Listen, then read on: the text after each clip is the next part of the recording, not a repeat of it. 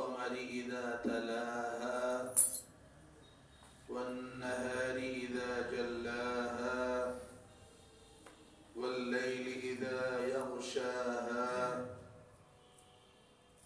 والسماء وما بناها والأرض وما طحاها ونفس وما سواها فألهمها فجورها وتقواها قد أفلح من زكاها وقد خاب من دساها كذبت ثمود بطغواها إذ انبعث أشقاها فقال لهم رسول الله ناقة الله وسقياها فكذبوه فعقروها فدمدم عليهم ربهم بذنبهم فسواها ولا يخاف عقباها صدق الله العظيم আমরা সালাতের মধ্যে যে দরুদ শরীফ পড়ি সবাই সেই দরুদ শরীফ একবার পড়ে নেব اللهم صل على محمد وعلى آل محمد كما صليت على إبراهيم وعلى آل إبراهيم إنك حميد مجيد اللهم بارك على محمد وعلى آل محمد كما باركت على إبراهيم وعلى آل إبراهيم إنك حميد مجيد صلاة الجمعة আদায়ের উদ্দেশ্যে উপস্থিত সম্মানিত মুসল্লিবৃন্দ আসসালামু আলাইকুম ওয়া রাহমাতুল্লাহি ওয়া বারাকাতুহু আমরা আল্লাহ রাব্বুল আলামিনের দরগাহে প্রাণ খুলে শুকরিয়া আদায় করছি সকলে পড়ছি আলহামদুলিল্লাহ আলহামদুলিল্লাহ ربنا لك الحمد حمدا كثيرا طيبا مباركا فيه يا ربي لك الحمد كما ينبغي لجلال وجهك وعظيم سلطانك الحمد لله আমরা আল্লাহ তাআলার যথোপযুক্ত প্রশংসা করতে পেরে নিজেদেরকে আমরা ধন্য মনে করতেছি কিয়ামতের দিন আল্লাহ রাব্বুল আলামিন একদল ফেরেশতাদেরকে বলবেন কিয়ামতের মাঠে খোঁজ করো কারা কারা আমার জ্ঞানী বান্দা ছিল দুনিয়ায় তাদেরকে খুঁজে নিয়ে আসো তখন ফেরেশতারা আল্লাহ তাআলার কাছে জানতে চাইবেন যে আল্লাহ আপনার জ্ঞানী বান্দা কারা আল্লাহ রাব্বুল আলামিন উত্তর দিয়ে দিবেন সেদিন যে কথাটা সূরাত আলে ইমরানের 191 নম্বর আয়াতে আল্লাহ উল্লেখ করেছেন আল্লাযীনা ইয়াযকুরুনাল্লাহা কিয়ামান ওয়া কুউদান ওয়া আলা জুনুবিহিম ওয়া ইয়াতাফাক্কারুনা ফি খালকিস সামাওয়াতি ওয়াল আরদ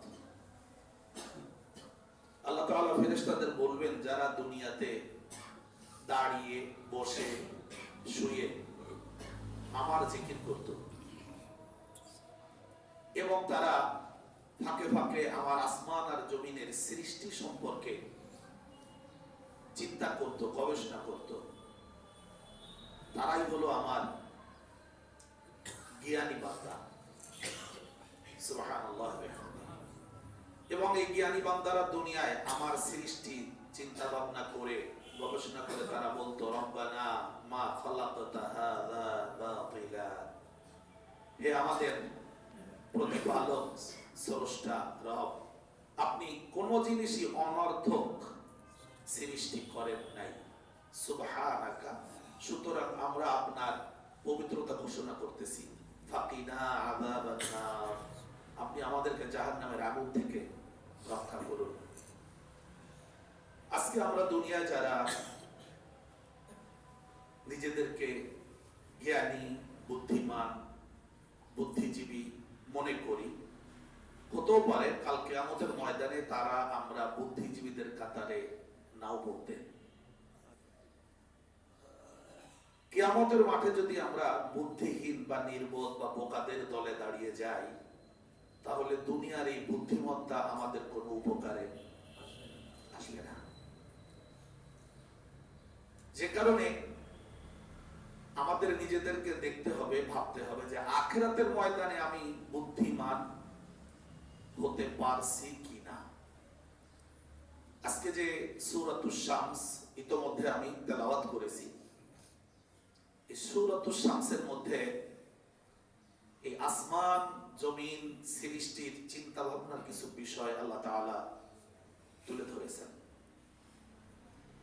এটা এতটা বিশাল একটা বিষয় যেটা চিন্তা করলে আমাদের অস্তিত্বই মনে হবে খুবই ঠুনকো, আমরা অস্তিত্বহীন এরকমই মনে হবে যখন আপনি চিন্তা করবেন।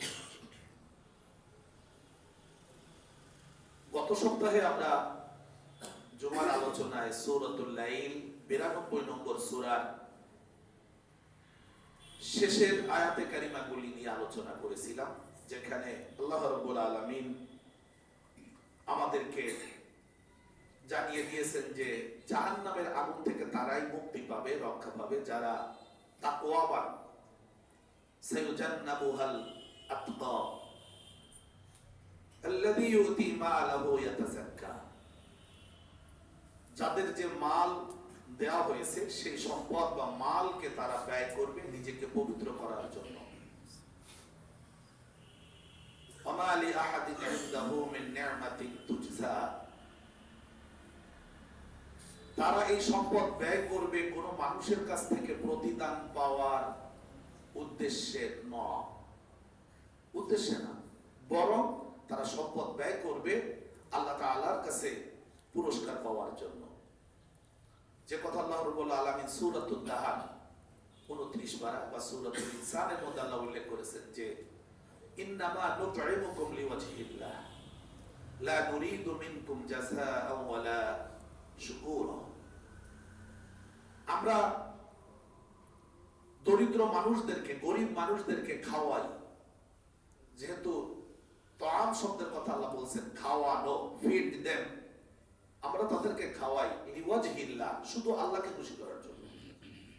আজকে আপনার আমার সামর্থ্য আছে তাই আমি অর্থ ব্যয় করে কাউকে কিছু খাওয়াতে পারতেছি, তার কিছু উপকারে আপনি আসতে পারতেছি।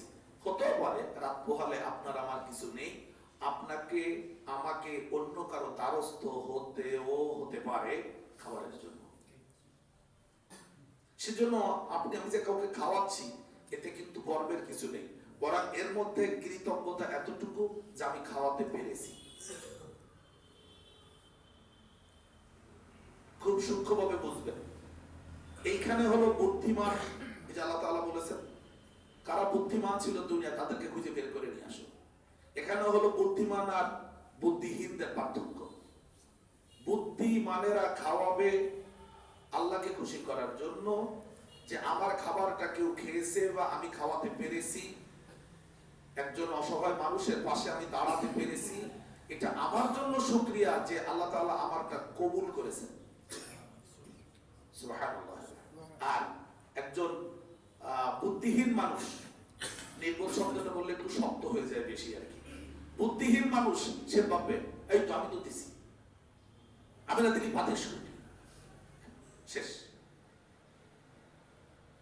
ইন্নামা নুতঈমুকুম লিওয়াজহিল্লাহ, ওয়াজহুন মানে চেহারা, আর আল্লাহ শব্দের অর্থ আল্লাহ, ওয়াজহিল্লাহ আল্লাহর চেহারা, কিন্তু এখানে অর্থ হলো আল্লাহর সন্তুষ্টি।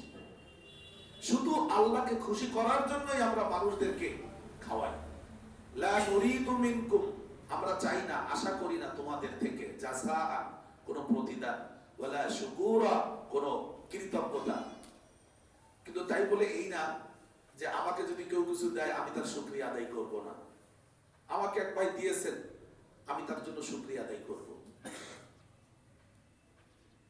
তবে সেটা আমার মনের আকাঙ্ক্ষা না যে আমাকে কেউ কিছু বলুক, বরং এটা আমার ইচ্ছা যে আমি আল্লাহর জন্য দিয়েছি। সে আমার জন্য কিছু বলে বলুক, না বলে না বলুক, তবে যিনি পাবেন তিনি শুকরিয়া আদায় করবেন।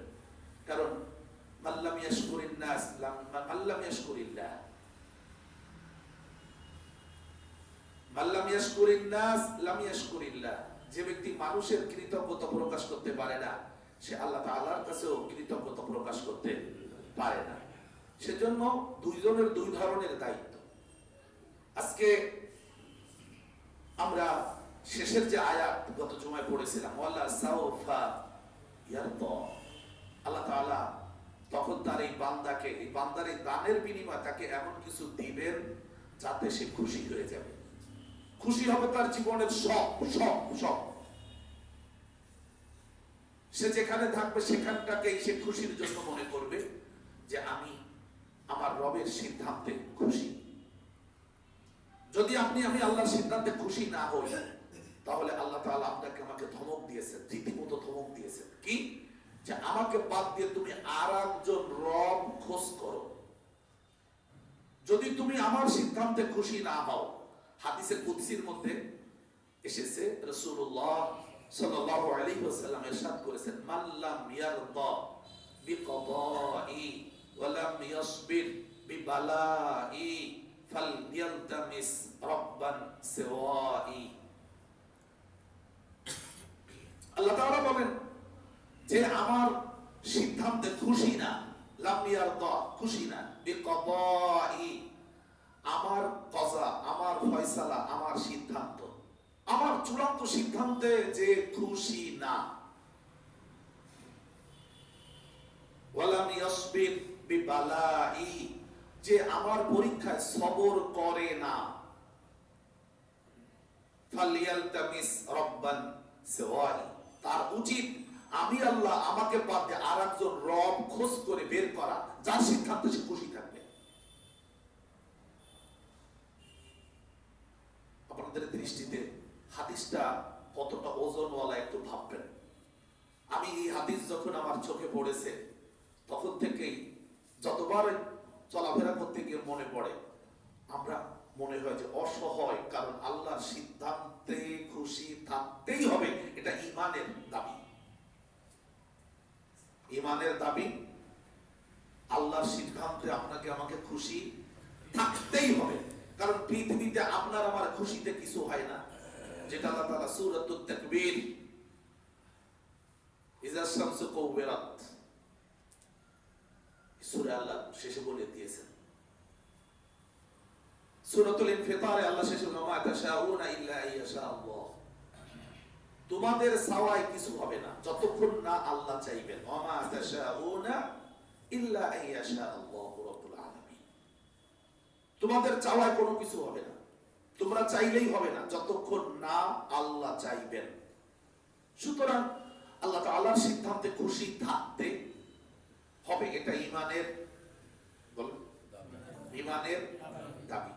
আপনি আল্লাহর সিদ্ধান্তের বাইরে যখনই আপনি অসন্তুষ্টি প্রকাশ করবেন, আল্লাহর সিদ্ধান্তের বাইরে যখনই অন্য কোনো সিদ্ধান্তে খুশি হবেন বা মনে চাইবে যে এটা হলে ভালো হতো, তাহলে আল্লাহর সিদ্ধান্তের উপরে খুশি থাকার ব্যাপারটা একটু মার খেয়ে গেল।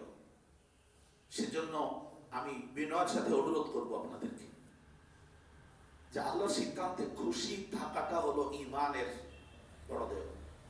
আপনারা, আমরা ছোটবেলায় যখন বক্তব্যে পড়েছি, ওয়াল কাদরি খাইরিহি ওয়া শাররিহি মিনাল্লাহ, তাকদীরের ভালো মন্দ আল্লাহর পক্ষ থেকে, এটা ঈমানের যে 6টা অঙ্গ খুঁটি, তার অন্যতম প্রধান অঙ্গ যে কদরুল, সিদ্ধান্ত, পরিমাণ, তাকদীর।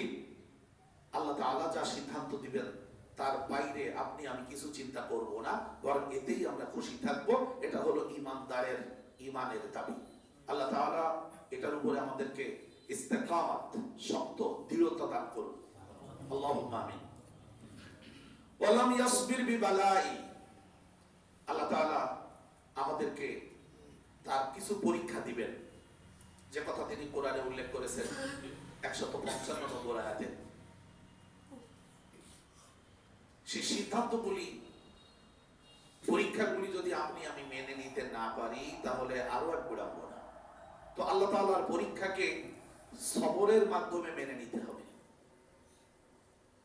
সব থেকে বড় কথা, ওয়ালা সাউফা ইয়ারদা, আপনি যখন আল্লাহর জন্য সব উজাড় করে দিবেন, আল্লাহ তাআলা আপনাকে যা দিবেন আপনি তাতেই খুশি থাকবেন। এমনকি গত জুমায় বলেছিলাম, আপনার সামনে যদি ফাঁসির দড়িও আসে আপনি বলবেন এতেও আমি খুশি। ইমানের পরীক্ষায় আপনার জন্য সামনে হতেও পারে যে আপনি ইসলামের জন্য মার খাচ্ছেন, তাও আমি খুশি। জেল খাটতেছেন, আমি খুশি, কারণ আমার রবের সিদ্ধান্ত। আমি আমার সিদ্ধান্ত চলতে পারি না। আপনাদের ব্যাপারটা কি জানি না, আমি যতটুকু বুঝেছি আমি আমার সিদ্ধান্তে চলতে পারি না। কেন? সিদ্ধান্ত আসমানে।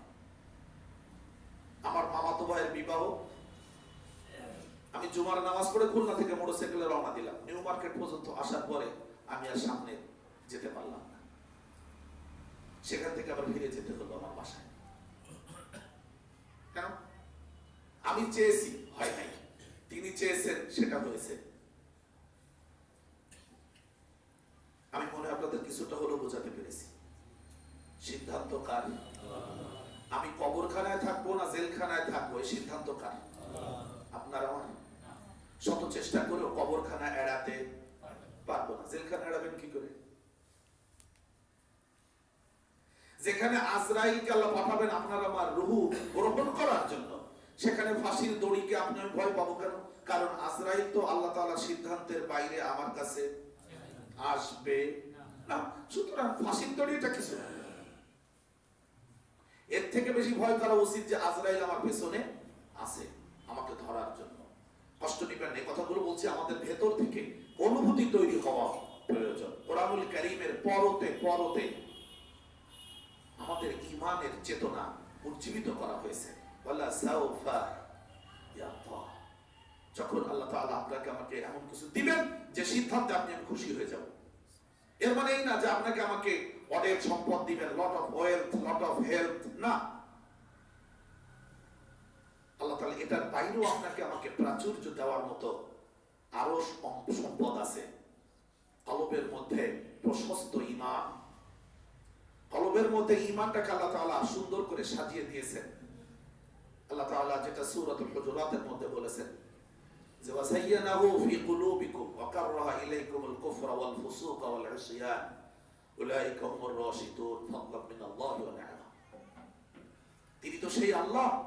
আল্লাহ তাআলা তার রাসূলের সাহাবীদেরকে বলছেন, তোমরা তো সেই বান্দা যাদের কলবটাকে আল্লাহ তাআলা ঈমান দিয়ে সুশোভিত করেছেন, সুন্দর করে সাজিয়েছেন তোমার কলবটাকে ঈমান দিয়ে। এর থেকে পৃথিবীতে আর ভালো সাজানোর কোনো জিনিস নেই। আপনি আমি ঘরের ডিস্টেম্পার করতে পারি, রং করতে পারি, ওয়েদার কোড দিতে পারি, ফুল লাগাতে পারি, সুন্দর সুন্দর জানালার পর্দা লাগাতে পারি, কিন্তু কলবের ভেতরে ঈমানের পর্দাকে সুশোভিত করে চারিদিক দিয়ে সাজানোটা আসমানের মালিক সাজিয়ে দেন। এটা হলো জীবনের সব থেকে বড় সম্পদ। ওয়ালা সাউফা ইয়ারদা, যুগে যুগে মহান মুনিশিদের জীবনী পড়ে তাই দেখেছি। যতটুকু পেয়েছি তাতে তাই পেয়েছি যে না, আমার রব আমাকে এটা দিয়ে খুশি, আমি আমার রবের সিদ্ধান্তে খুশি। আমি প্রায় আপনাদেরকে বলে থাকি সৈয়দ কুতুব শহীদের কথা। আর ওমর মুখতার, যিনি ইতালির বিরুদ্ধে যুদ্ধ করেছিলেন, তাকে গ্রেফতার করে যখন ফাঁসির মঞ্চে নেওয়া হলো, তখন তাকে জিজ্ঞেস করা হলো, তোমার কোনো শেষ ইচ্ছে আছে? বললেন, 2 রাকাত সালাত আদায় করতে চাই। এ তো সেদিনের কথা, এই 1930-35 সালের কথা। সেই ফাঁসির মঞ্চে দাঁড়িয়ে তিনি 2 রাকাত সালাত আদায় করলেন। পকেটে একটা কোরআন শরীফ ছিল, কোরআন শরীফটা একজনকে দিয়ে দিলেন। কোরআন শরীফটা সে নিয়ে তার মেয়ের ঘরের ছেলে, সে হাত বাড়িয়ে নানার ফাঁসির দৃশ্য দেখতে এসেছে, কোরআন শরীফটা নিয়ে নিল। চশমাটা পকেট থেকে পড়ে গেল, নাতিটা চশমাটা তুলে নিল, যেটা ভিডিওর দৃশ্য যেটা দেখা যায়। তিনি বললেন, আমি খুশি, আমি আমার রবের সিদ্ধান্তের উপরে খুশি। ফাঁসির মঞ্চে দাঁড়িয়ে রবের সিদ্ধান্তে খুশি থাকাটা অনেক অনেক মজবুতি মানের পরীক্ষা। আজকে যদি আমরা এখানে দাঁড়াতে না পারি, তাহলে আদালতে আখিরাতে আল্লাহর বিচারের সামনে দাঁড়াবো কি করে? যেখানে আল্লাহ তাআলা বলবেন, ইসাব্বিতুল্লাহুল্লাযীনা আমানু বিল কওলি সাবিতি ফিল হায়াতিদ দুনিয়া, যারা দুনিয়ায় আমার কালেমায়ে তাইয়্যিবার উপরে দাঁড়াতে পারে নাই, তারা আখিরাতে আমি আল্লাহ আমার বিচারের সামনে তারা মজবুত পায়ে সুদৃঢ়ভাবে দাঁড়াতে সক্ষম হবে না।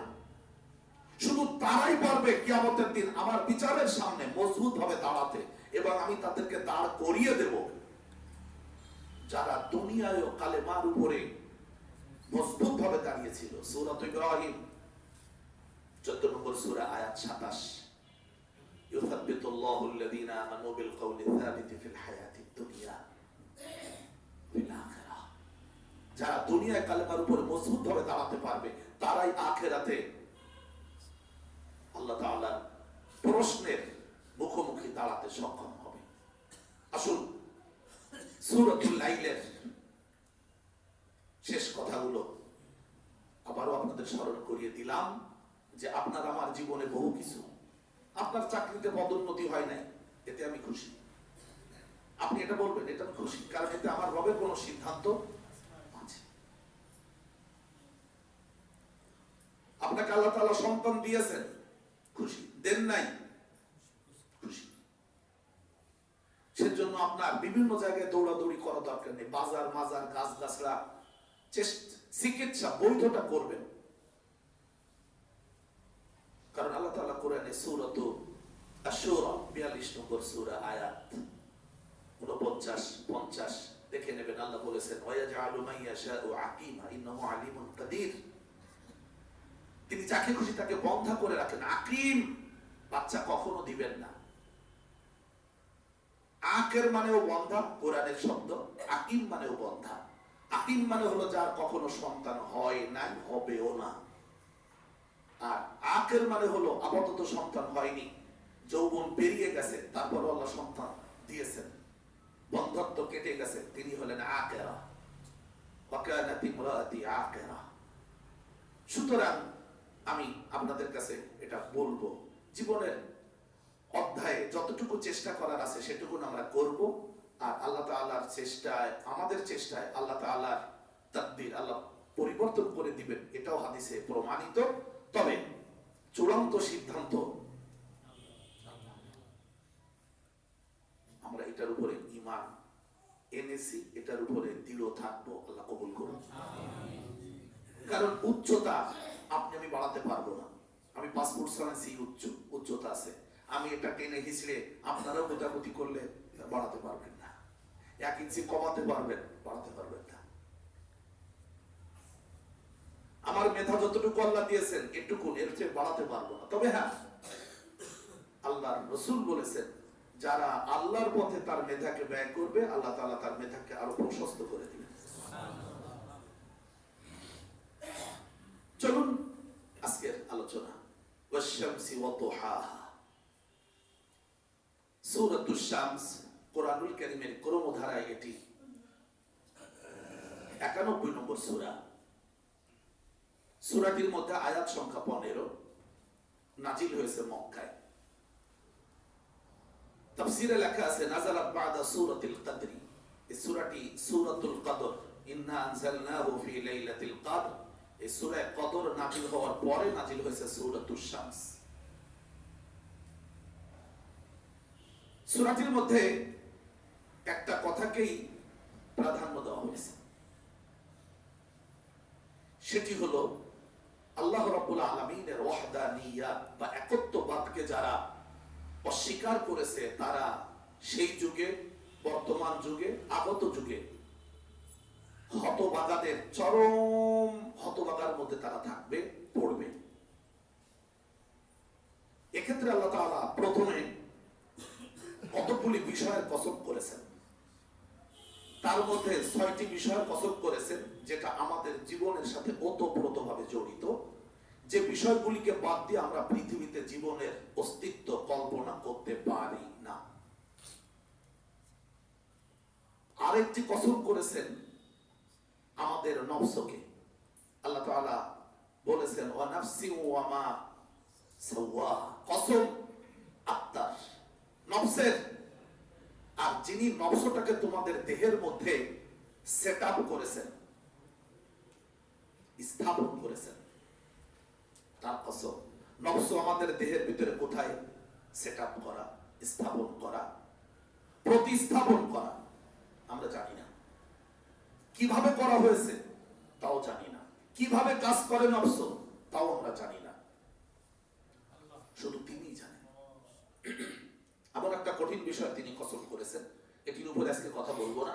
কথা ওয়াশ-শামসি ওয়া দুহাহা, কসম সূর্যের এবং তার দ্বীপ্রহরের আলোর, কসম চন্দ্রের ওয়াল কমারি ইযা তালা, কসম চন্দ্রের যখন সে সূর্যকে অনুসরণ করে, কসম দিনের ওয়ান নাহারি ইযা জাল্লা, কসম দিনের যখন সে তার আলোয় সব কিছুকে আলোকিত করে দেয়। আল্লাহ রাব্বুল আলামিন রাতের কসম করেছেন ওয়াল্লাইলি ইযা ইয়াগশা, কসম রাতের যখন সে সূর্যকে ঢেকে ফেলে।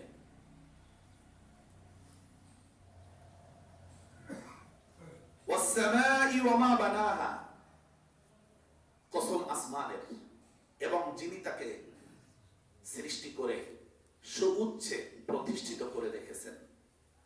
ওয়াল আরদি ওয়া মা তাহাহা, কসম পৃথিবীর যিনি পৃথিবীকে বসবাস উপযোগী সুবিন্যস্ত করে সাজিয়েছেন। আসুন আমরা সূর্যকে নিয়ে একটু কথা বলি। সূর্যের ব্যাপারে আমরা সবাই কম বেশ পরিচিত এবং সবাই পরিচিত, শুধু আমরা না, সব প্রাণীগুলো এমনকি উদ্ভিদগুলো সূর্যের সাথে পরিচিত।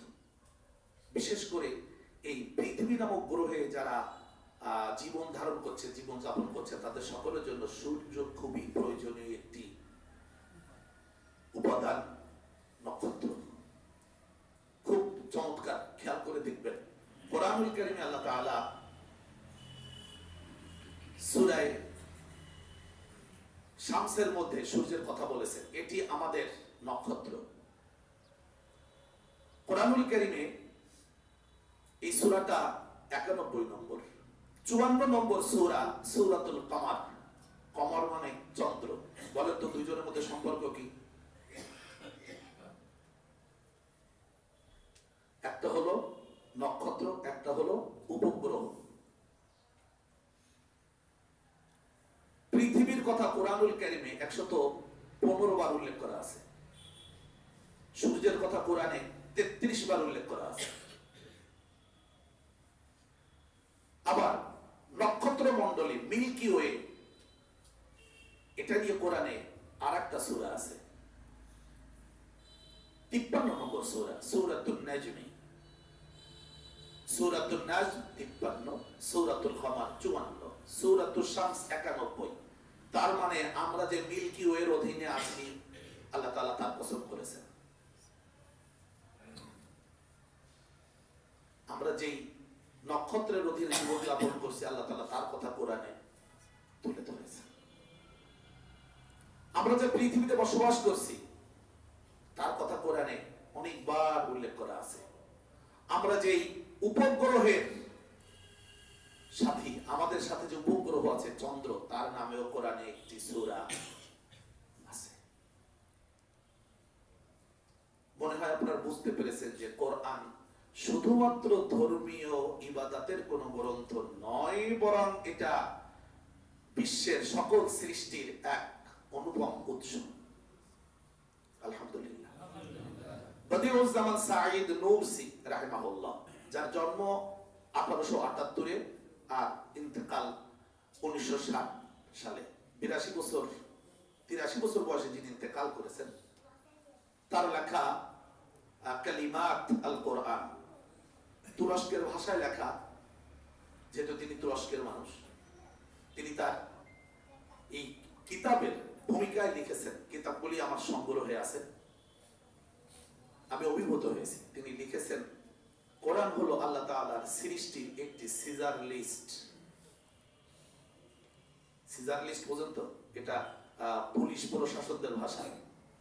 তার মানে আপনার বাসায় কোনো ধরনের অকারেন্স ঘটেছে, দুর্ঘটনা ঘটেছে, পুলিশ আসলো, আপনার বাসায় কি কি আছে, কি কি দিয়ে গেছে, এটা একটা তালিকা করে। এটা একটা সিজার লিস্ট বলে, বিশেষ করে একটা আদালতীয় ভাষা। সিজার লিস্ট আছে, দিয়ে দেয়। তো আল্লাহ তাআলা আসমান জমিন সহ তিনি যা যা সৃষ্টি করেছেন, প্রত্যেক সৃষ্টির কথা তিনি কোরআনে তুলে ধরেছেন। তিনি বলছেন এটি হলো আল্লাহর সৃষ্টির একটি সূচিপত্র, আল কোরআন। আমার কথা না, বদিউজ্জামান সাঈদ নূরসি। আমি টুকটাক বই পড়ি তো, তাই এগুলো মনের মধ্যে থেকে যায়। প্রচন্ড ভালো লেগেছে। তিনি লিখেছেন যে আল্লাহ তাআলা পাতা সৃষ্টি করেছেন, কোরআনে পাতার কথা উল্লেখ করেছেন। ইন্না ফি খালকিস সামাওয়াতি ওয়াল আরদি ওয়া ইখতিলাফিল লাইলি ওয়ান নাহারি লাআয়াতিন লিউলিল আলবাবিল্লাযীনা ইয়াযকুরুনাল্লাহা কিয়ামান। সূরা আলে ইমরান 190 191, যেটি একটু আগে বলছিলাম শুরুতে, যে আল্লাহ তাআলা বলছেন আমি তালিকা দিয়ে দিলাম, তুমি গবেষণা করো পাতা নিয়ে। রসুনের খোসা নিয়ে ছোটবেলায় সায়েন্সে যারা পড়েছি, আমি সপ্তম শ্রেণীতে বিজ্ঞানে পড়েছি, রসুনের খোসার গঠন প্রণালী, তার কোষ কিভাবে তৈরি হয়েছে, এগুলি আল্লাহর সৃষ্টির বাইরে? পেঁয়াজের কথা কোরআনে নেই?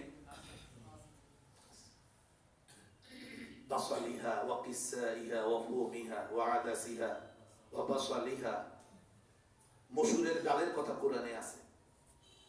আমরা যে শশা জাতীয় যে খাবারগুলো খাই, যেগুলো চর্বি কাটে বলে ডাক্তাররা বলছেন, তার কথা কোরআনে আছে।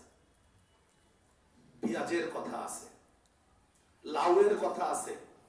লাউ গ্রুপের যত, অর্থাৎ মাথায় ঝুলে মোটা যে ফলগুলো হয়, ইয়াকতিন, কোরআনে উল্লেখ করা আছে। স্বাস্থ্যের জন্য উপকারী কি, সব লেখা আছে। সম্মানিত হাজিরিন, সেজন্য বলছিলাম যে আল্লাহ তাআলা যা যা সৃষ্টি করেছেন তার একটা সূচিপত্র হলো, সবাই বলে, যেটার বিশদ বিবরণের প্রয়োজন, আল্লাহ তাআলা সেটার বিবরণ কোন কোন জায়গায় দিয়েছেন, আর কোন কোন জায়গায় একটা শব্দের শুধু উল্লেখ করে ছেড়ে দিয়েছেন। এবার তোমরা গবেষণা করে বের করো যে এর মধ্যে কি আছে। তুমি তো অনেক পণ্ডিত, তুমি তো বুদ্ধিজীবী। এখন জিবি একটা নতুন পরিভাষা, তো আমাদের সন্তানদের কাছে পুরাতন, আমাদের কাছে নতুন না। GB 2 GB, 8 GB, 16 GB, 32 GB, 64 GB, 128 GB, এরকম জিবি আছে না? তো এখন তো আমাদের দেশেও কিছু বুদ্ধিজীবী আছে, যারা কোরআন বিরোধী চিন্তা ভাবনা করে কথা বললে তাদেরকে আমরা বুদ্ধিজীবী বলি। আমার শ্রদ্ধেয় উস্তাদ মরহুম মাওলানা মুনাওয়ার হোসেন আল মাদানী রাহিমাহুল্লাহ, তিনি আমাদের তাফসিরে বাইজাবি পড়ানোর সময় কোরআনের একটা আয়াত, লাআল্লাকুম তাআকিলুন, এই আয়াতের তাফসিরে হুজুর পড়ার সময় আমাদের বলতেছিলেন যে বাংলাদেশে সহ গোটা বিশ্বে যারা ইসলাম বিরোধী বুদ্ধিজীবী বলে দাবিদার, আর তাদেরকে যারা বামপন্থীতে ভোলায়, আমার দৃষ্টিতে তারা বদ্ধজীবী, বুদ্ধিজীবী না। কারণ তারা বন্দী থাকে, ওই বন্দিত্বের বাইরে কোনো মতামত দিতে পারে না, আর এর বিনিময়ে তারা কিছু সরকারের কাছ থেকে পয়সা কড়ি খায়। এই জন্য তারা সরকারের কাছে সবসময় আবদ্ধ জীবী। আপনারা খেয়াল করেছেন বাংলাদেশে যত বুদ্ধিজীবীর কথা আপনারা কোরআনে মানে আপনাদের সামনে আছে, বাংলাদেশের বুদ্ধিজীবী অমুক অমুক অমুক অমুক, তারা কেউ ইসলামের পক্ষের আমার দৃষ্টিতে এখনো পড়ে নেই। যেটা সব থেকে বড় নাস্তিক সেটাকে আমরা বলতেছি বুদ্ধিজীবী। আল্লাহ তাআলা এত বুদ্ধির কথাকে প্রশংসা করেননি, বরং বুদ্ধিমান তারাই যারা আল্লাহ তাআলার জিকির করে দাঁড়িয়ে, বসে, শুয়ে। তার মানে মানুষের অবস্থা তিনটা, সব সময় এবং ফাঁকে ফাঁকে আল্লাহর সৃষ্টি নিয়ে চিন্তা করে। ওয়াশামস, কসম সূর্যের, ওয়াদুহাহা, এবং তার উদ্ভাসিত আলোকমালার। আমি আপনাদেরকে বলেছিলাম যে 90 ডিগ্রি সমান এক সমকোণ। দোহা, সূরাতুদ দোহার আলোচনা বলেছিলাম, সূর্য যখন 40 থেকে 45 ডিগ্রি অ্যাঙ্গেলে ওঠে, এই সময়টাকে দোহা বলা হয়। আল্লাহ তাআলা সূর্যের ওই সময়টার কসম করেছেন। কেন? ওই সময়টা হলো মানুষের জীবনের এক নতুন স্পন্দন তৈরি করে, উদ্দীপনা তৈরি করে, বিশেষ করে শীতের সকালে। শুধু আমরা না, গোটা প্রকৃতি, এমনকি ছোট ছোট প্রাণীরাও সূর্যের আলোয় এই শীতকালে এই সময় রোদ পোহাতে দেখা যায়। পাখিদেরকেও দেখা যায় নদীর চরে, গাছের ডালে রোদ পোহাচ্ছে। সাপদেরকেও দেখা যায়, আমাদের পোষা পশুগুলিকেও দেখা যায়। এমনকি আমরা যারা শহরে জীবনে আসি, আমাদের তো পোশাক আশাক অনেক মজবুত, ভালো। তারপরে এই দেওয়াল, কাঁচের জানালা আটকে দিলে আমরা এর মধ্যে শীত অনুভব খুব কম করি। কিন্তু গ্রাম অঞ্চলের মানুষ, তারা ওই সময়ের ওই সূর্যের আলোটাকে তাদের জীবনের সব থেকে বড় একটা অবলম্বন মনে করে। আমরাও ছোটবেলায় রাস্তায় রোদ পড়লে মাদুর নিয়ে, মাদুর বিছে তার উপরে বসে পড়াশোনা করেছি ছোটবেলায়, এটা স্পষ্ট মনে আছে। ঠিক সেই সময়ের আলোটাকে আল্লাহ তাআলা কসম করেছেন। কসম সূর্যের এবং তার উদ্ভাসিত আলোকমালা যখন তা মধ্যাহ্নের অবস্থানে আসে। চলুন, সূর্য আমাদের জীবনের এক কঠিন বাস্তবতা। সূর্যের উপরে অনেক বই লেখা হয়েছে। মেজর অবসরপ্রাপ্ত কাজী জাহান মিয়া, তার লেখা আল কোরআন দা চ্যালেঞ্জ, এই বই আলোক পর্ব, প্রথম খণ্ড হচ্ছে আলোক পর্ব। এখানে তিনি সূর্যের উপরে যে কথাগুলো লিখেছেন, আমি আপনাদের সব বলবো না, কিছু ধারণা দিচ্ছি। এরপরে আপনার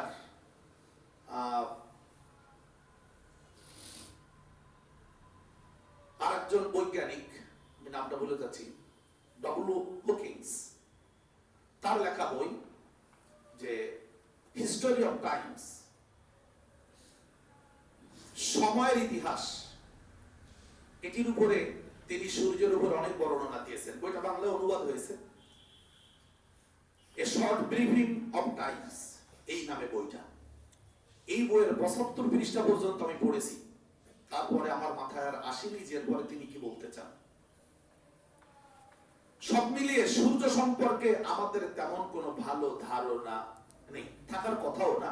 বৈজ্ঞানিকদের কথায় সূর্য আমাদের থেকে 9,30,00,000 মাইল দূরে অবস্থান করতেছে। আমরা এটুকুনি জেনেছি। এটাকে কিলোমিটারে পরিবর্তন করে আমরা হয়তো আরো একটু বাড়ায় বললাম কিলোমিটারে। একটু খোলামেলা আপনারা ভাবুন তো, সূর্য আমাদের কাছে এসে গেছে 1,00,000 কিলোমিটার, 9,29,00,000 মাইল দূরে আছে। আমাদের অবস্থানটা কি পৃথিবীতে? আমরা বসবাস করতে পারবো তো এখানে? সমস্যা কি? সমস্যা কি? এই শীতকালে কাছে আসলে তো ভালো হয়। যদি 9,31,00,000 মাইল, মানে 1,00,000 মাইল দূরে থাকে সূর্য, সমস্যা। এখানে ঠান্ডায় বরফ পড়ে পৃথিবী বসবাস উপযোগিতা হারাবে। আপনাদের কাছে ছোট্ট প্রশ্ন রাখতে চাই, এই সূর্যের মতো এই দানব অগ্নিকুণ্ডলী, যা আমাদের জীবনকে সুন্দর করে সাজাতে সহযোগিতা করেছে আল্লাহ তাআলার সৃষ্টি হিসেবে, এইটাকে 9,30,00,000 মাইল দূরে সমান্তরাল দূরত্বে ঘুরতেছে। কে ঘুরাচ্ছেন? নাস্তিকরা এটা চোখে দেখে না।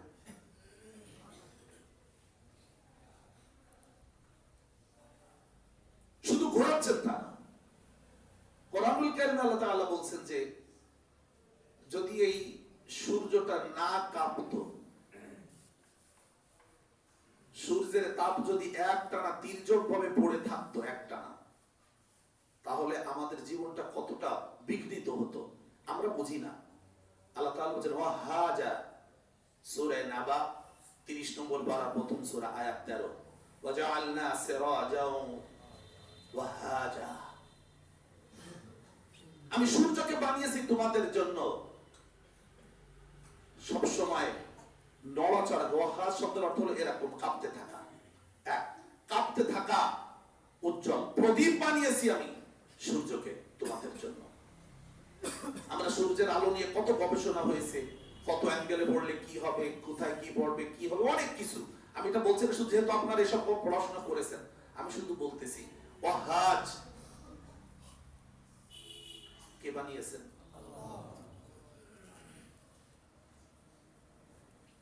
এর ভেতরে একদম ভেতর থেকে যে পরিমাণ হিলিয়াম বের হয় এবং যেটা আগুনে জ্বলে তাপমাত্রা সৃষ্টি করে, তার তাপমাত্রার যে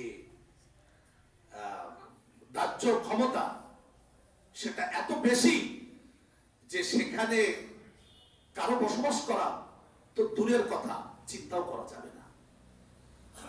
অথচ আল্লাহ তাআলা আমাদেরকে বললেন আমি পৃথিবীকে তোমাদের জন্য করেছি নিরাপদ বসবাসের স্থান। আমি পৃথিবীকে তোমাদের নিরাপদ বসবাসের স্থান বানিয়েছি। সুবহানাল্লাহ। সুতরাং সূর্য আমাদের জীবনে এক খুবই গুরুত্বপূর্ণ জিনিস। বলুন এবার দিনের আলোতে আমাদের কি কি উপকার হয় একটু নিজেরা বলবেন। সূর্যের যে আলো আমরা পাই, এটা যদি আমরা না পাইতাম তাহলে আমরা পয়সা কড়ি দিয়ে কত আলো জোগাড় করলে জীবনটাকে সুন্দর করতে পারতাম।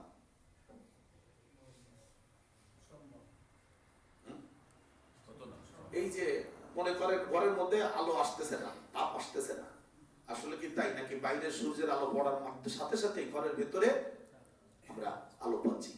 সুন্দর করে বলবেন, আমরা ঘরের বারান্দায় যে কাপড় নেড়ে দেই সূর্যের আলো ছাড়া, আর সূর্যের তাপে ছাদের উপরে গিয়ে উঠানে গিয়ে কাপড় নেড়ে দিলে এই দুই কাপড়ের মধ্যে পার্থক্যটা বলবেন। রৌদ্রে কাপড় শুকালে তার মধ্যে একটা ঘ্রাণ তৈরি হয়, যেটা সতেজতার ঘ্রাণ। ঘরের বারান্দায় ঘরের ভিতরে শুকাতে কাপড় শুকাতে দিলে শুকায় ঠিকই, না মরে উপায় নেই কি করা। এখন আবার ওই যে ওয়াশিং মেশিনের মধ্যে নাকি একটা অপশন আছে যে কাপড়ের 70% পানি নিষ্কাশন করে দিবে। কেউ কেউ আবার ঝামেলা করতে যায় না, ওই 70% নিষ্কাশন হয়ে গেলে আয়রন করে তার কাপড় চোপড় পরে। আপনারা বলেন স্বাস্থ্যসম্মত? না, আমাদের ব্যস্ততা কাটানোর জন্য আমরা এটা করেছি। সূর্যের আলো আমাদের যে পরিমাণ সহযোগিতা করে এটা আমরা বলে শেষ করতে পারবো না। আপনারা দেখেছেন যে রাতের বেলায় কিছু ফসল বৃদ্ধি পায়, ভালো হয়, আর কিছু ফসল রাতের পরিবর্তে দিনের আলোতে ভালো হয়। এটি আল্লাহ তাআলার সৃষ্টির অনুপম কৌশল। সূর্যকে আল্লাহ তাআলা আমাদের চারিপাশে ঘোরাচ্ছেন, আমাদের পৃথিবীটাও সূর্যের চারিপাশে ঘুরতেছে এরকম করে। আল্লাহ যদি না ঘোরাতেন তাহলে কি হতো? সূর্য যদি এক জায়গায় থেমে যেত, যেটা আল্লাহ কোরআনে বলেছেন ওয়াশ-শামসু তাজরি লিমুস্তাকাররিন লাহা যালিকা তাকদীরুল আজিজিল হাকীম। তিনি সেই সত্তা, যে সত্তার ঘোষণা সূর্য তার নির্দিষ্ট গন্তব্যে গিয়ে থেমে যাবে। তার মানে তার ভেতরে যে পরিমাণ হিলিয়াম নামক অগ্নি দাহ্য পদার্থ আল্লাহ তাআলা দিয়েছেন, ফুয়েল দিয়েছেন, এটা যখন থেমে যাবে তখন সে শেষ হয়ে যাবে, তখন সে থেমে যাবে, কারণ তার চলার গতি তো আর থাকবে না। আপনারা নিশ্চয়ই খেয়াল করেছেন ছোটবেলায় আমরা ঢিল ছুঁড়েছি, ঢিল ছুঁড়ে পাল্লা দিতাম কে কত দূর দিতে পারে। তো এই যে ঢিলটা দূরে যাবে কিসের কারণে? শক্তির কারণে। E = mc², এরকম একটা সূত্র আছে। আপনারা যে বিজ্ঞানের ছাত্র তারা ভালো বুঝবেন। আমি যদিও বিজ্ঞানের ছাত্র না, টুকটাক পড়ে পড়ে দেখেছি, ভালো বুঝি না। E=mc²। কোন ক্ষুদ্র কণাকে যদি আলোর গতিতে ছুড়ে দেওয়া হয় তাহলে সেটা প্রচন্ড রকমের বিস্ফোরণ ঘটাতে সক্ষম। আপনি আমি যে ঢিল ছুড়ে দিই, এটা ঢিল ছড়ে দূরে যায় হলো বলের কারণে। যে বলটুকু আমরা প্রয়োগ করতে পারি, সেই বল যতক্ষণ থাকে ততক্ষণ সে বাতাসের উপরে ভাসতে থাকে, তখন সে বাতাসের চেয়েও হালকা হয়ে যায় আপনার আমার স্পিড বা গতির কারণে। যখন এই গতি আস্তে আস্তে করে থেমে যায়, তখন ওই ভারী বস্তুটা পাতলা হয়ে গেছিল, বাতাসের চেয়ে হালকা হয়ে গেছিল, এইবার সে আস্তে আস্তে করে এবার ভারী হতে শুরু করে। যত গতি কমে যায় তত ভারী হতে থাকে, ধপাস করে নিচে পড়ে যায়। আল্লাহ রাব্বুল আলামিন সূর্যের মধ্যে চলার যে গতি তৈরি করে দিয়েছেন, সেই গতি এক সময় আস্তে আস্তে করে স্লথ গতি কমতে কমতে এক সময় সূর্য ধপাস করে পড়ে যাবে।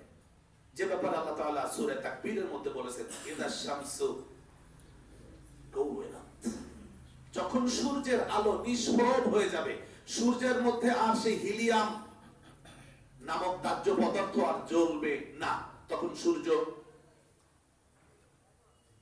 শেষ। মনে করেন আমি তো একটা মোটরসাইকেল চালাই, ওর ভিতরে একটা ফুয়েলের মিটার দেওয়া আছে, তার মধ্যে একটা জায়গায় মার্জিন দেওয়া আছে যে এর পরে গেলে তুমি তেল খুঁজবা, কারণ তোমার গাড়ি আর সামনে হয়তো 50 বা 60 কিলোমিটার চলবে। তো এক মালিকের প্রাইভেট কারের মালিক গাড়িতে বসা, ড্রাইভার চালায় গেছে, তো গাড়ি কোথাও গিয়ে থেমে গেছে। মালিক বলছে কি হলো? স্যার আর সামনে যাবে না। কেন? স্যার তেল শেষ। রিজার্ভেও নাই। না স্যার। তাহলে পিছনে চালাও। কেন স্যার? তুমি যে বলে সামনে যাবে না, পিছনে যাবে না তা তো বলো নাই। আপনারা বলেন তো পিছনে যাবে তো কেন? মনে হয় বুঝতে পেরেছেন আপনারা।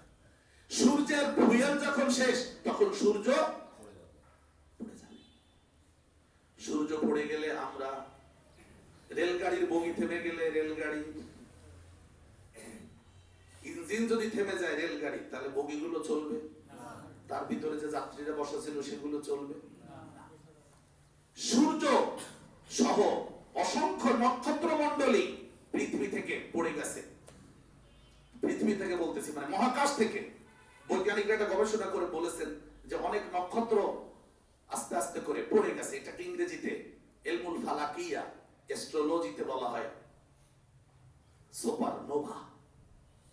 নক্ষত্রের পতন, ইনকিরাতুন নুজুম, নক্ষত্রের পতন ঘটেছে, ঘটবে। সূর্যেরও পতন ঘটবে। 500 কোটি বছর পৃথিবী মানে এই সূর্যটা আছে বলে তার যে মানে সূর্যের উপরে যারা লেখাপড়া করেছেন, বই লিখেছেন, the birth of sun and death, সূর্যের জীবন মৃত্যু, এটার উপরে বই আছে ইংরেজিতে লেখা। তারও কিছু কিছু আমি পড়ে দেখেছি, চেষ্টা করেছি। যেহেতু আমি আরবি লাইনে ঘাটাঘাটি করি, এই লাইনে ঘাটাঘাটি করার মতো অবসর নেই না, তবে যতটুকু প্রয়োজন পাই পড়ে সেটুকু আমি দেখি। এতটুকু যে সূর্য 500 কোটি বছর তার জীবন, আর কয়শো কোটি বছর বাঁচবে আমরা কেউ জানি না। তা বৈজ্ঞানিকরা মনে করতেছেন হয়তো আরো কিছুদিন থাকবে। পৃথিবী নেই, আমিও নেই। পৃথিবীর মধ্যে জীবন ধারণ অসম্ভব হয়ে পড়বে। সূর্য আছে বলে পৃথিবী ঘোরে, পৃথিবী ঘোরে বলেই জোয়ার ভাটা হয়, রাত হয়, দিন হয়। তাই আপনার আমার এই পৃথিবীতে যে খাদ্যশস্য উৎপাদন হয়, গাছপালা উৎপাদন হয়, তাও এই আহ্নিক গতি আর বার্ষিক গতির কারণে। বিভিন্ন মৌসুম তৈরি হয়, শীত, গ্রীষ্ম, বর্ষা, হেমন্ত, শরৎ, এই সমস্ত কালও তৈরি হয় এই আহ্নিক গতি সূর্যের কারণে, বার্ষিক গতির কারণে। সুতরাং আমাদের মাথায় এটা রাখতেই হবে কি সূর্য, সূর্য আমাদের জীবনের সাথে কঠিনভাবে জড়ানো। এইবার আল্লাহ রাব্বুল আলামিন কোরআনুল কারীম এর মধ্যে উল্লেখ করেছেন যে যদি এমনটি হয় যে আল্লাহ রাব্বুল আলামিন সূর্যকে কিয়ামত পর্যন্ত প্রলম্বিত করেছেন, তোমাদের সামনে কে আছে যে তোমাদের জন্য আবার দিনকে ফিরিয়ে নিয়ে আসবে? কে আছে তোমাদের জন্য এমন? আমরা যতদূর জানি আল্লাহ রাব্বুল আলামিন যদি সূর্যকে বিদায় করে দেন তাহলে কিন্তু আমরা আর রাতের এমন এক সবলে পড়ে যাব যেখান থেকে আমরা আর বের হতে পারবো না। আল্লাহ রাব্বুল আলামিন বলতেছেন যে তিনি সেই সত্তা যিনি তোমাদের উপরে যদি রাতকে প্রলম্বিত করে দেন, অর্থাৎ সূর্য আর উঠলো না, তাহলে তোমরা বলো যে তোমাদের কাছে কে আবার সূর্য উঠাবে? কুল আরাআইতুম ইন জাআলাল্লাহু আলাইকুমুল লাইলা সারমাদান ইলা ইয়াউমিল কিয়ামাতি মান ইলাহুন গায়রুল্লাহি ইয়াতিকুম বিদিয়া আফালা তাসমাউন। ও মানুষেরা, তোমরা শুনতে পাচ্ছ না? আমি আল্লাহ তোমাদেরকে কি চ্যালেঞ্জ ছুড়ে দিলাম? আলাম কুল, হে রাসূল আপনি জিজ্ঞেস করুন, আরাআইতুম তোমাদের মত কি, তোমাদের রায় কি, রায় মত কি? ইন জাআলাল্লাহু আলাইকুমুল লাইলা, যদি আল্লাহ তাআলা রাতকে করেন তোমাদের উপরে সারমাদান প্রলম্বিত দীর্ঘ, ইলা ইয়াউমিল কিয়ামা রাত কিয়ামত পর্যন্ত লম্বা করে দিবেন আল্লাহ তাআলা। মান ইলাহুন গায়রুল্লাহি ইয়াতিকুম বিদিয়া, তোমাদের কাছে সূর্য উঠায় সূর্যের আলো কে ফিরিয়ে এনে দিবেন? আফালা তাসমাউন, শুনতে পাও না কানে? আমি আল্লাহ, আমাকে পছন্দ হয় না, আমার ইবাদত করতে ভালো লাগে না, আমার কিচ্ছু ভালো লাগে না তোমাদের, আমার নাম শুনলেই তোমাদের গাত্রদাহ হয়। ওয়াইদা যুকিরাল্লাহু ওয়াহদাহু ইশমাআযাত কুলুবুল লাযিনা লা ইউমিনুন, যারা আল্লাহর উপর ঈমান আনেনি তারা আল্লাহর নাম শুনলে ইশমাআযাত কুলুবুহুম, রাগেতে ফেটে পড়ে। হ্যাঁ, এই জায়গায় আল্লাহর কথা, হ্যাঁ মৌলবাদীদের কথা হচ্ছে, দেখছি তো আমরা। আল্লাহ বলতেছেন আমার পছন্দ হয় না, আমি যদি সূর্যকে ডুবায় দেই কিয়ামত পর্যন্ত রাতকে প্রলম্বিত করি, মান ইলাহুন গায়রুল্লাহ, আল্লাহ ছাড়া তোমাদের আর কোন ইলাহ আছে? ইয়াতিকুম বিদিয়া, সূর্যের আলোকে এনে তোমাদের সামনে আবার দিন করে দিবেন। আফালা তাসমাউন, শুনতে পাও না? উত্তর বলেন, আছে কোন ইলাহ? না। সূরাতুল কসাস 28 নম্বর সূরা আয়াত 71 72 আল্লাহ তাআলা আবার বলেছেন, কুল আরাআইতুম ইন জাআলাল্লাহু আলাইকুমুন নাহারা সারমাদান ইলা ইয়াউমিল কিয়ামা, সূর্য আর কখনো ডুববে না, দিন তো দিন, কিয়ামত পর্যন্ত দিন চলবে। মান ইলাহুন গায়রুল্লাহি ইয়াতিকুম বিলাইল তাসকুনুনা ফীহি আফালা তুবসিরুন, যে রাতে তোমরা একটু প্রশান্তি পাও, রাত হলে একটু তোমাদের শান্তি আসে, সবাই ঘুমিয়ে যায়, খুলনা শহরের গাড়ির হন হন ঝমঝম শব্দ কিছুটা হলেও স্তব্ধ হয়ে যায়, তোমরা একটু প্রশান্তিতে ঘুমাতে পারো, সেই রাত যদি আর কখনো না আসে, আমি যদি সূর্যকে আর না ডুবাই, আফালা তুবসিরুন, তোমরা তার চোখে দেখতে পাও না। সম্মানিত হাজিরিন, আল্লাহ তাআলার 6টি বিষয় আমরা এখানে পাবো। তার একটি হলো সূর্য, আর একটি হলো চন্দ্র, একটি হলো রাত, একটি হলো দিন, একটি হলো আসমান, একটি হলো জমিন। আল্লাহ তাআলা এই 6 আর ওয়া নাফসি ওয়া মা সাওয়াহা, এবং আমাদের ভেতরে যে নফস আছে আল্লাহ তাআলা সেটারও কসম করেছেন যে অফি আনফুসিকুম আফালা তুবসিরুন, আমি তো তোমাদের ভেতরেই আছি, আমাকে দেখতে পাও না? আল্লাহ কোথায় আছেন? অফি আনফুসিকুম, আমি তো তোমাদের দেহের মধ্যেই আছি, দেখতে পাও না? সত্যি বলেন, আল্লাহকে দেখা যায়? দেখা যায় না, অনুভব করা যায় তো? আল্লাহ বলছেন আমি তোমাদের মধ্যে আছি, তো আমারে দেখো, আমি তোমার মধ্যে আছি। এগুলি চিন্তার জগৎ তাদের জন্য যারা নাস্তিক, যারা আল্লাহকে পছন্দ করে, যারা মুশরিক, যারা আল্লাহ বাদ দিয়ে কোনো গাছ মাছ তার কাছে। দেখেন না, ওই যে লস এঞ্জেলসে পুড়ে গেল, শুরুতে যে কথা বলতেছিলাম যে আজকে রাতে আপনি আজকে খাবার খাওয়াতে পারলেন, আপনি নিজের মধ্যে নিজেকে ধন্য মনে করুন, কারণ কালকে সকালে এই সম্পদ আপনার আমার কাছে নাও থাকতে পারে। ওই যে কি কি ভেনাসের না কার একটা মূর্তি বানা রাখছে না হাত উঁচু করে মাথা ইটি দিয়ে, তাও বলে পুড়িয়ে গেছে। ভিডিওতে দেখলাম পড়তেছে। কি হইলো? সে নিজে খুদা, নিজেই তো বোঝেন না আপনারা? ওইটা নাকি তাদের দেবতা, তাদের রব, হাত উঁচু করে রাখছে, ওটা তাদের দেবতা। একজন মহিলার ছবি বানিয়ে রেখেছে। এই আধুনিক যুগে আমেরিকার মতো বুদ্ধিমান যারা, তারা বলতেছে যে আমরা হলাম so much intellectual in the world, all over world we are so much intelligent, কিন্তু তারা একটা মূর্তি বানিয়ে রেখেছে, ওটা নাকি তাদের দেবতা। শেষ পর্যন্ত আগুন ধরে গেলে আমাদের বর্তমান যিনি শপথ দিলেন কয়েকদিন আগে, ডোনাল্ড ট্রাম্প, তিনি বললেন আল্লাহ the greatest, Allah save our people, Allah save our country। মানে বিপদে পড়লি গাছে ওঠে নাকি একটা কথা আছে না, বিড়াল না কি জানো? আপনারা কথা বোঝেননি? এ সময় তুমি কেন বললে আল্লাহ ইজ দ্য গ্রেটেস্ট? এতদিন তো তোমরা কেন, তোমরাই গ্রেটেস্ট, তোমাদের ভেনাস মূর্তি গ্রেটেস্ট। হইলটা কি? মুসলমানদেরকে ডেকে বলে আজান দাও। অলৌকিক ব্যাপার হলো তার ভেতরে একজন মুসলমানের বাড়ি, সেটা পড়ে নাই। দেখলাম ছবিতে, পত্রিকা, কোন পত্রিকা দেখলাম এসেছে। মিরাকেল। আল্লাহ রাব্বুল আলামিন কত ক্ষমতার মালিক, আপনারা অবাক হয়ে গেছেন। নিশ্চয়ই আপনারা সচেতন, আমার থেকেও আপনারা সচেতন। কিছু পাখি তার পায়ের নখর দিয়ে থাবা দিয়ে এই অঙ্গারগুলি, কাঠ, জ্বলন্ত কাঠগুলিকে এক জায়গা দিয়ে আর এক জায়গায় ফেলতেছে, ও জায়গাও পুরুক।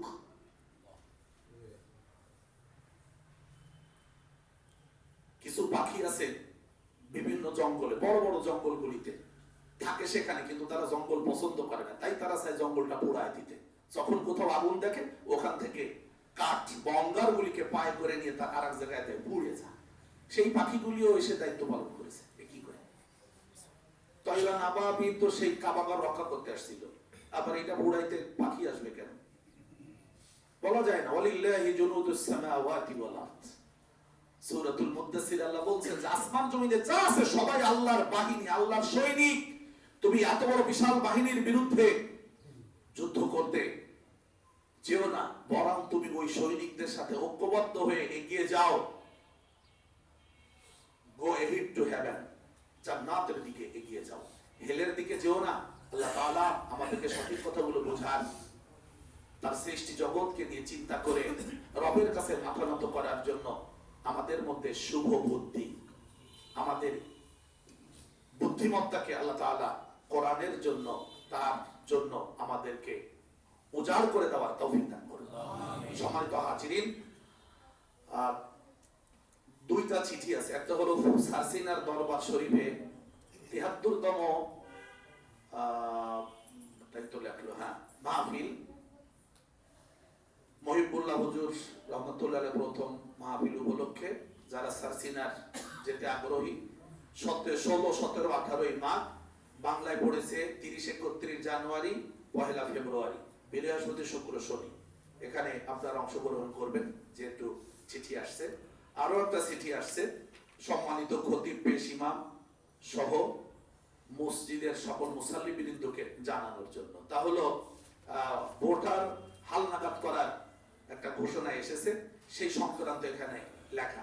ইতোমধ্যে দায়িত্বপ্রাপ্ত বিভিন্ন প্রতিষ্ঠানের শিক্ষকরা তারাও দায়িত্ব পালন করছেন। এখানে লেখা আছে দেশব্যাপী ছবি সহ ভোটার তালিকা হালনাগাদ কর্মসূচি 2025 উপলক্ষে 20 জানুয়ারি 25 তারিখ থেকে বাড়ি বাড়ি গিয়ে তথ্য সংগ্রহ শুরু হবে, যা আগামী 3 ফেব্রুয়ারি 25 তারিখ পর্যন্ত চলমান থাকবে। এ সময় যাদের জন্ম তারিখ 1/1/8 বা তার পূর্বে এবং যারা ইতোমধ্যে ভোটার হতে পারেননি, তারা সংশ্লিষ্ট এলাকার তথ্য সংগ্রহকারীর কাছে সঠিক তথ্য দিয়ে ভোটার তালিকায় নাম অন্তর্ভুক্ত করতে পারবেন। এই বিষয়ে মসজিদ ও মন্দির সহ সংশ্লিষ্ট এলাকায় বহুল প্রচারের জন্য বিশেষভাবে অনুরোধ করা হলো। যেহেতু আমি আপনাদের খতিব, আমাকে সম্বোধন করা আছে, তাই আমি আপনাদের জানিয়ে দিলাম। আর এক্ষেত্রে একটু সতর্ক বার্তাও আছে। সে সতর্ক বার্তা হলো, এই সুযোগে শহরের কোনো ঘরে, বাড়িতে, গ্রামে আপনার তথ্য সংগ্রহের নামে আপনাদের বাড়িতে সংঘবদ্ধ কোন দল ঢুকতে পারে, জিম্মি করে অস্ত্রের মুখে সব নিয়েও যেতে পারে। ইতিমধ্যে জাতীয় কয়েকটা ঘটনা নাকি বাংলাদেশে কোথাও ঘটেছে, সে ব্যাপারে সতর্ক করা হয়েছে ইলেকশন অফিস থেকে, অবশ্য সেটা এখানে আসে নাই। সেজন্য মানে নিশ্চিত হতে হবে, পরিবারে বলবেন আসবে, আগে বাড়ি ঢুকতে দিবা না। তারা কার্ড ঝুলাই নিয়ে যাবে, কারণ ডাকাতি করতে গেলে তো ডাকাতির একটা বেশভূষা লাগে, সেটা খেয়াল করবেন। আর যেসব কাগজপত্র লাগবে এখানে দেওয়া আছে 17 ডিজিটের অনলাইন জন্ম নিবন্ধনের কপি, জাতীয়তা অথবা নাগরিক সনদপত্র, নিকটাত্মীয় অথবা পিতামাতা ভাই বোন প্রভৃতির এনআইডির ফটোকপি, যে এসসি এসএসসি দাখিল অথবা সমমানের 8ম শ্রেণী পাশের সনদের কপি, আর ইউটিলিটি বিলের কপি, বিদ্যুৎ গ্যাস পানি হোল্ডিং ট্যাক্সের চৌকিদারি ট্যাক্সের রসিদ দিতে হবে। এই সব মিলে এটা লাগবে। আপনারা যেহেতু জাতীয় স্বার্থে এই কাজটুকু করতে হবে। আপনারা অবশ্যই জানেন আমাদের এই যে জাতীয় ভোটার হওয়ার যে মানে যে নির্বাচন কমিশনে আমাদের যে ভোটার তালিকা যে অনলাইনে কপি আছে, এটা সব বিদেশিদের হাতে তুলে দেওয়া হয়েছিল। কারা কারা এই দেশে ভারতকে পছন্দ করে না তাদেরকে ভোটার তালিকা থেকে নাম বাতিল করে দেওয়ার টোটাল অফিস থেকে মানে কেন্দ্র থেকে বাতিল করে দিবে। আপনি যাবেন, আপনারা বলবে আপনার নাম ভোটার তালিকায় নেই, এনআইডি কার্ড আছে তা থাকলে এখানে তালিকায় নাম নেই, ভোট দিতে পারতাম কিনা সন্দেহ ছিল। আল্লাহ তাআলা এই বড় এক জাতীয় ষড়যন্ত্র থেকে এই জাতির উপরে রহমত নাজিল করেছেন।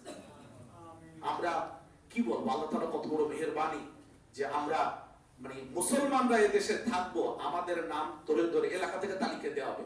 ওই এলাকায় কিনা আছে মৌলানা মনিরুজ্জামান আছে, মুসলমান মানুষ, তো তারে ভোটার তালিকাতে বাদ দিতে হবে, সে ভোট দিতে না পারে। আরে আমার নাম বলেছি, আপনারাও যারা এরকম আপনারাও বাদ পড়তেন কিনা আল্লাহই মালুম।